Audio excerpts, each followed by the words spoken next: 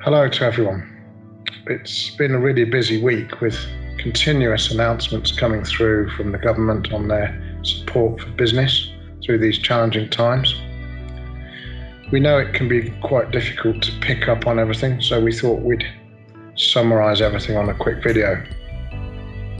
We'd also like to assure you that we are here to help. Whether you are a client or not, please be free to send questions through to our client care email address, and we'd be more than happy to help you in any way whatsoever. Now hand over to the team for more details. Thank you. So the first update we're going to give is on the support that was announced last night by way of the Self-Employment Income Support Scheme. Now this has been eagerly awaited by many self-employed individuals because many have felt that there hasn't been enough support for the self-employed throughout this crisis. So this scheme will allow the self-employed to claim a grant worth 80% of their average trading profits, up to a maximum of £2,500 per month. This is going to be based on your average trading profits over the past 3 years.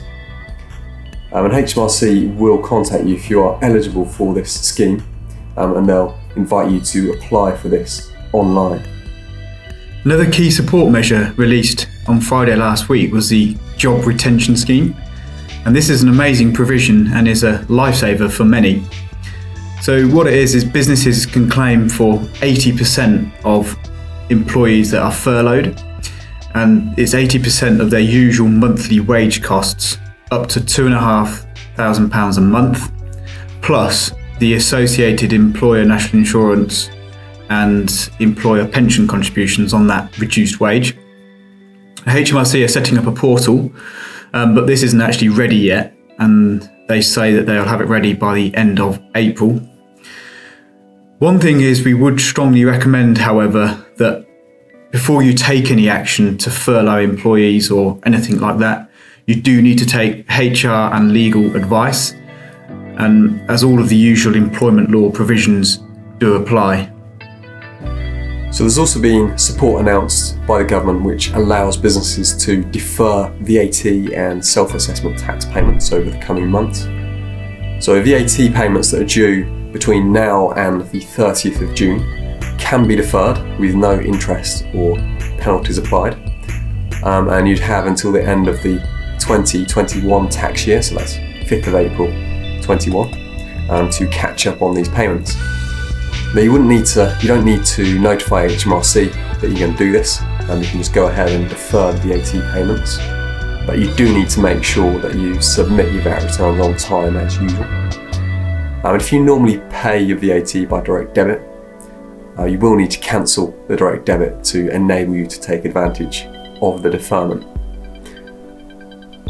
July income tax payments, the payments on account, they can be deferred until January 2021. Again, you don't need to notify HMRC that you're doing that. You can just go ahead and defer the payments. One thing that has been clarified is that this deferment is open to anyone that has payments on account due in July.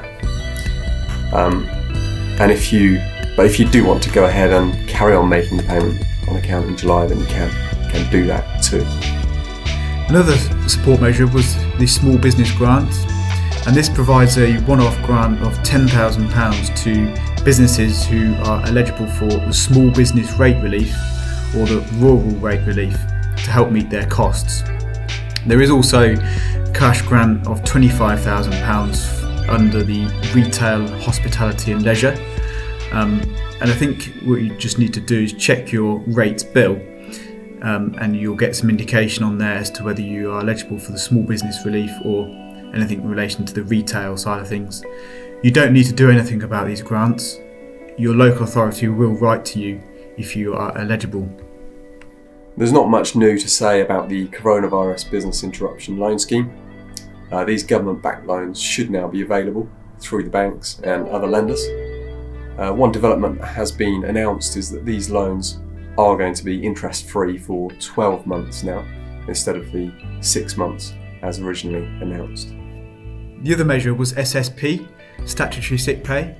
I guess most are familiar now with how these new SSP arrangements are going to work, But obviously what you can do is get a refund from the government for the SSP for up to 2 weeks for employees that are off sick. It is a little bit unclear at this stage how you'll be able to get that refund, but no doubt more details will be released very soon.